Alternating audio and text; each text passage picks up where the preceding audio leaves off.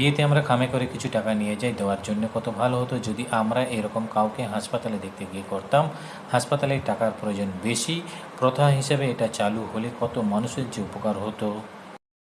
কোনো বিবাহিত পুরুষ যদি দ্বিতীয়বার কোনো নারীর প্রেমে পড়ে তাহলে বুঝে নিও সে তোমার রূপের জন্যও না, টাকা পয়সার জন্য না, সে এসেছে একটু ভালোবাসা আর একটু মানসিক শান্তির আশায়।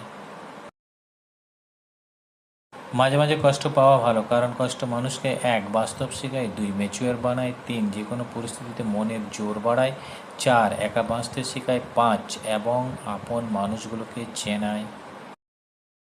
১২ লক্ষ টাকা ঘুষ দিয়ে ১৫,০০০ টাকা উপার্জন করা ছেলেটাকে আজকের সমাজ বলে হ্যাঁ ছেলেটা প্রতিষ্ঠিত হয়ে নিজের পায়ে দাঁড়িয়েছে, কিন্তু ৭ লক্ষ টাকা পুঁজি নিয়ে ব্যবসা করার পর যে ছেলেটা তার চেয়ে বেশি পরিমাণ টাকা উপার্জন করে, অর্থাৎ ৫০,০০০ টাকা উপার্জন করা ছেলেটাকে আজকে এই সমাজ বলে ছেলেটা এখনও দাঁড়াতে পারল না, শেষ পর্যন্ত ব্যবসা